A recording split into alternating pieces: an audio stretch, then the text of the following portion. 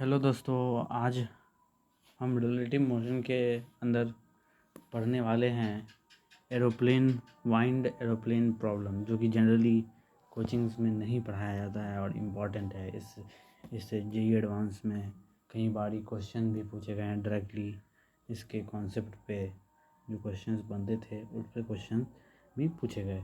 तो मैं तुमको इस वीडियो में थोड़ा कॉन्सेप्ट समझाऊंगा उतने में ये वीडियो आई थिंक हो सके तो मैं एक दो क्वेश्चन भी करवाऊंगा इस वीडियो के अंदर तुम्हें करवाऊंगा, ठीक है। अगर नहीं हुआ, एक दो क्वेश्चन लेंदी हो गया ये वीडियो, तो मैं अगले वीडियो में इसके क्वेश्चंस करवा दूंगा।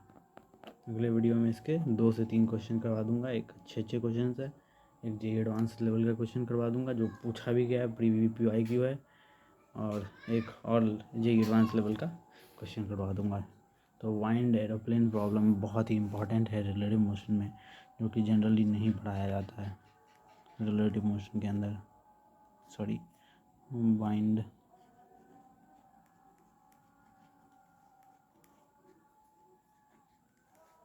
Aeroplane problem.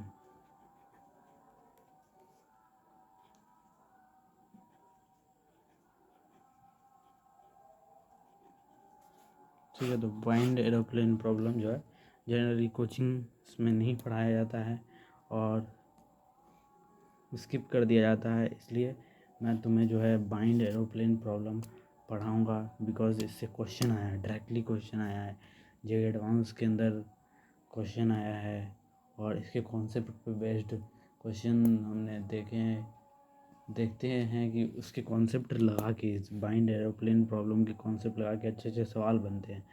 तो हर एक ईयर में ये चांसेस ज़्यादा होती हैं कि इसके क्वेश्चंस आएँ। तो सबसे पहले इसके लिए हमें कॉन्सेप्ट समझना होगा।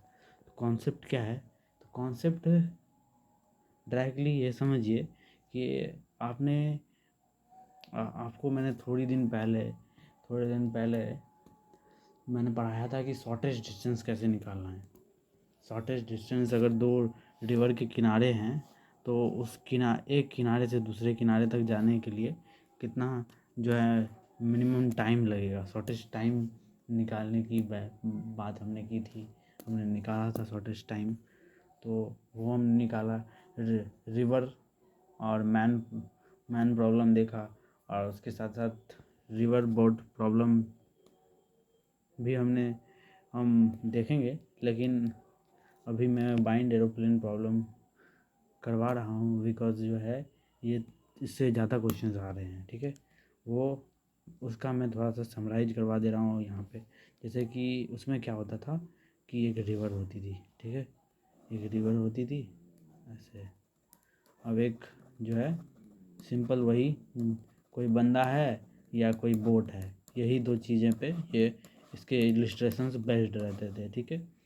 तो ये बोट है, ठीक है, मान लो ये बोट है, ठीक है, क्या है, बोट है। तो इसमें यहाँ पे बंदा खड़ा है, और बोट जो है VMR वेलोसिटी से मूव कर रहा है with respect to river, with respect to river. VM velocity कह सकते हो तुम। VM वेलोसिटी से मूव कर रहा है विथ रिस्पेक्ट टू रिवर। अगर विथ रिस्पेक्ट टू रिवर मतलब ये तुमको सही से समझने की ज़रूरत है, ये बहुत सारे टीचर नहीं बताते हैं। वो सिर्फ बोल देते हैं कि विथ रिस्पेक्ट टू रिवर, लेकिन बताते नहीं है विथ रिस्पेक्ट टू रिवर का मतलब क्या है।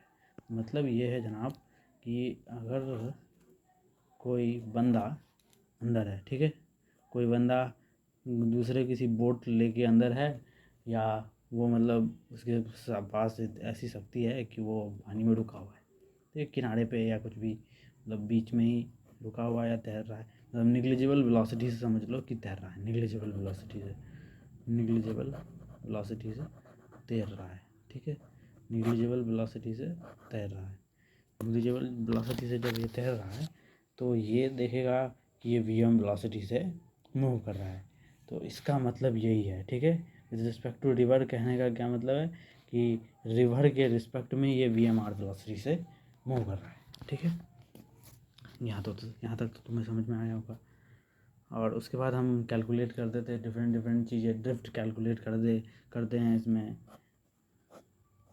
ड्रिफ्ट कैलकुलेट करते हैं, बहुत सारी चीज़ें, रिलेटिव वेलोसिटी कैलकुलेट करते हैं, टाइम फाइंड आउट करते हैं कि कितना शॉर्टेस्ट टाइम लगेगा इसको जाने में। तो ये सारी चीज़ें अगर तुम्हें समझ में आ गई हो तो हम वाइंड रिवर प्रॉब्लम कहते हैं। सिमिलर वाइंड रिवर प्रॉब्लम भी जो है सिमिलर है ये रिवर बोट प्रॉब्लम से। तो रिवर बोट प्रॉब्लम में क्या करो तुम, वाइंड रिवर प्रॉब्लम में थोड़ा सा रिप्लेसमेंट करो, ठीक है। एयर वाइंड को मान लो हवा, जो हवा है वाइंड है, हवा है, उसको मान लीजिए कि ये अपना जो है क्या है, अपना हवा जो है उसको मान के चलिए कि ये अपना रिवर का वाटर है, ठीक है, रिवर वाटर है या रिवर है, ये मान के चलिए। और एरोप्लेन को बोट मान के चलिए। उसके बाद जो है इसमें जैसा कि वहाँ पे डाउन स्ट्रीम होता है, अप स्ट्रीम होता है। डाउन स्ट्रीम में जाने पे रिवर की वेलोसिटी सेम डायरेक्शन में होती है, बंदा उसी डायरेक्शन में जा रहा होता है, जैसे कि ये बंदा है तो रिवर की वेलोसिटी जैसे कि u है और मैं इस बंदे की वेलोसिटी v है। तो ये अप स्ट्रीम में अगर जाएगा मतलब सेम डायरेक्शन में जाएगा, जिस डायरेक्शन में रिवर का फ्लो हो रहा है उसी डायरेक्शन में अगर जाएगा तो उसकी वेलोसिटी बढ़ जाती थी, मैंने ये देखा था, ठीक है, उसकी वेलोसिटी बढ़ जाती थी किसी पर्टिकुलर डिस्टेंस जाने के लिए, ठीक है। और फिर अगर वो वही डाउन स्ट्रीम में अपवार्ड स्ट्रीम, ठीक है, अपवार्ड स्ट्रीम, और वही अगर डाउनवर्ड स्ट्रीम में बंदा जाता है तो उसके साथ क्या होता है वो देखो। इसके रिवर की वेलोसिटी u इधर से लग रही होती है और वो अगर v से जा रहा होता है तो v माइनस यू हो जाता है और उसकी नेट वेलोसिटी जो है v माइनस यू हो जाती है। अगर इधर की वेलोसिटी ज़्यादा है तो इधर जाएगा बंदा, या इधर की वेलोसिटी मतलब u ज़्यादा है v से तो बंदा इधर चला जाएगा, ठीक है, पानी के बहाव के साथ बहते चला जाएगा। कहीं जगह तुम देखते होगे कि बाढ़ वाड़ में जो है वो पानी के बहाव में बंदे मतलब व्यक्ति और बहुत सारे वस्तुएं जो है बहती रहती है। क्यों बहती रहती है? क्योंकि वो इधर से वेलोसिटी अपने जो है फोर्स वेलोसिटी ज़्यादा नहीं एक्सर्ट कर पाते हैं, इस वजह से जो है इसका पानी का बहाव इतना तेज़ होता है कि उन्हें खींच के लेता चला जाता है, ठीक है। तो जैसे कि ऑफ स्ट्रीम डाउन स्ट्रीम में देखे थे उसी तरीके का यहाँ पे भी है, ठीक है।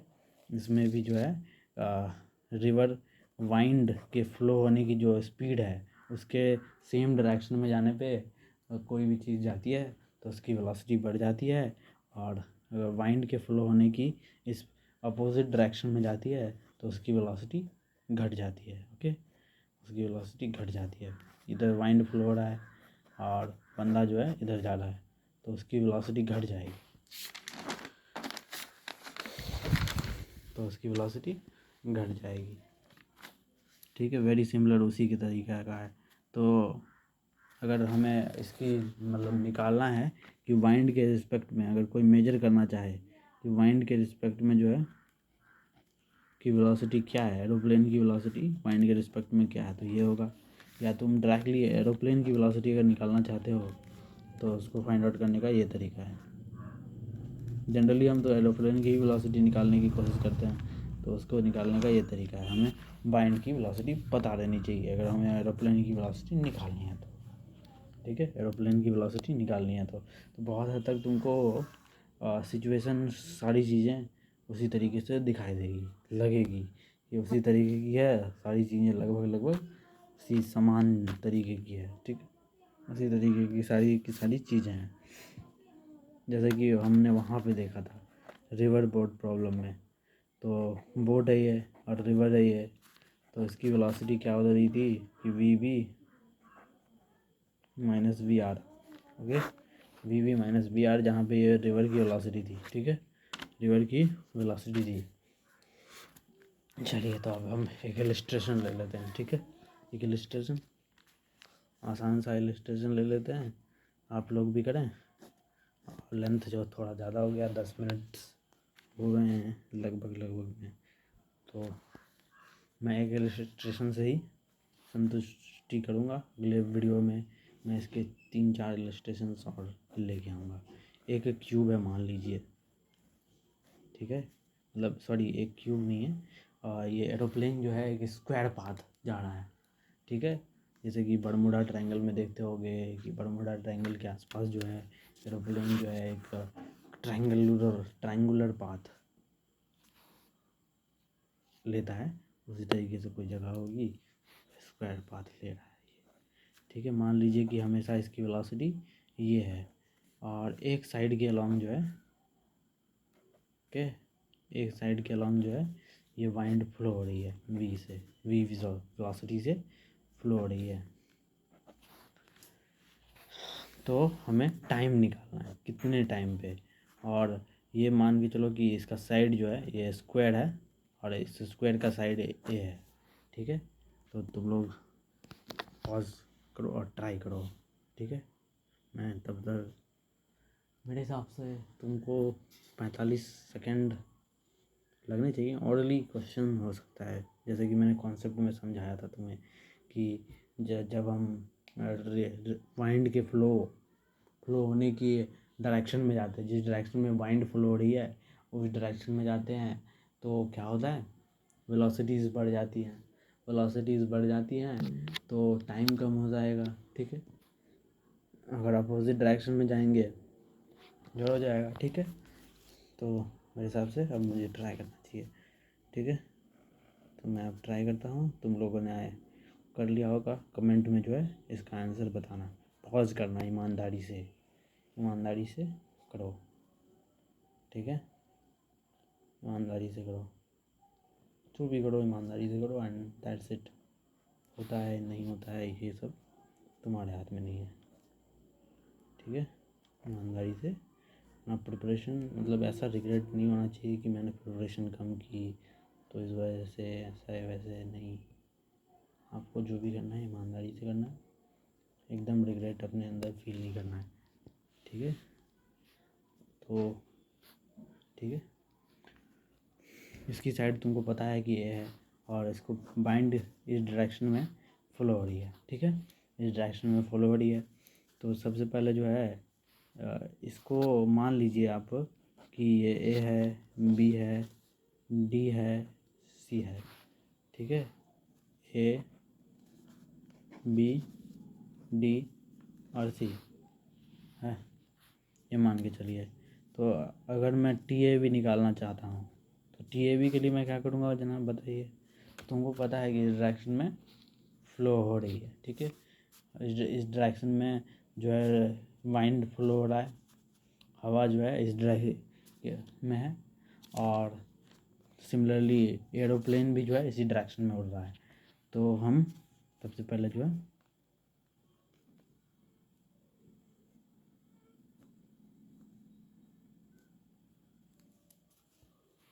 ठीक है, फिर अगर मैं टी वी सी निकालना चाह रहा हूँ तो टी वी सी कैसे निकलेगा, सॉरी थोड़ा सा गलत लिख गया, टी वी सी कैसे निकलेगा, ओके, टी वी सी कैसे निकलेगा।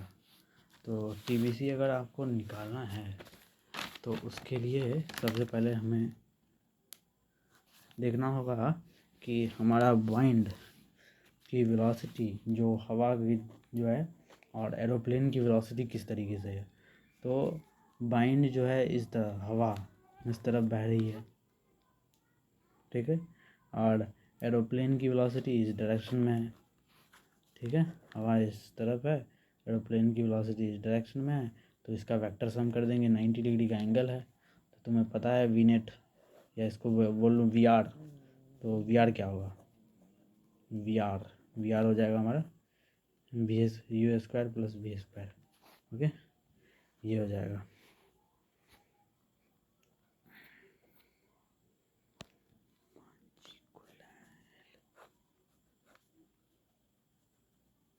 ओके, टीबीसी तुमने फाइंड आउट कर लिया, ठीक है, टीबीसी निकाल लिया, टीबीसी निकाल लिया। तो अब आगे हम आएंगे और टी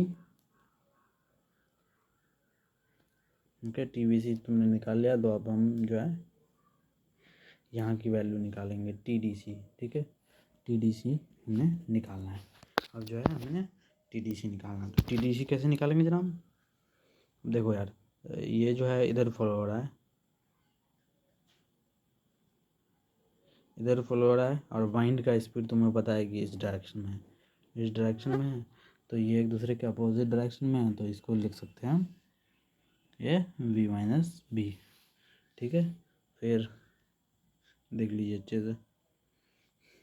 ठीक है, और उसके बाद हम TAD निकालेंगे। पूरे के पूरे ये सर्कुलर पाथ, मैंने सॉरी सर्कुलर नहीं, बाय मिस्टेक स्क्वाड वाली जो पाथ है, स्क्वाडल पाथ को जो ट्रैवल करने में कितना टाइम लगा एरोप्लेन को, वो हम फाइंड आउट करने की कोशिश कर रहे थे। तो उसी क्रम में हम एडी में जाने में कितना टाइम लगेगा ये हम फाइंड आउट करेंगे। ठीक है, तो इसकी वेलोसिटी इस डायरेक्शन में है, इस डायरेक्शन में, इस डायरेक्शन में, इस डायरेक्शन में है, और ये इस डायरेक्शन में है, यू इस डायरेक्शन में। तो 90 डिग्री है इनके बीच, 90 डिग्री है इनके बीच, 90 डिग्री है। तो वेक्टर सम कर देंगे, और वेक्टर सम करके तुमको पता है कितना आएगा। तो ये आ जाएगा वेक्टर सम करके, वेक्टर सम करो भाई, वेक्टर का सम करना तो आता है। ठीक है, कोई बात नहीं, नहीं आता है। मैं वेक्टर्स का सीरीज तुरंत शुरू करूँगा। अभी मैं थोड़ा सा बिजी था अपने नेट के एग्ज़ाम को देने गए, लेकिन मैं तुरंत शुरू करूँगा, ये मेरा आपसे वादा है। तो नेट टाइम अगर बात करी जाए तो TA जो कि यहाँ पे निकाला मैंने, फाइंड आउट किया, TAB देखा, TAB ये है, TBC ये है, TDC ये है, TAD ये है, TBC TAD। चलिए, तो आप मेरे को आई होप कि आप जो है निकाल लेंगे। ठीक है, आप जो है इसकी वैल्यू मैंने सारे निकाल दी, आप पुट कर लीजिए और इसकी वैल्यू फाइंड आउट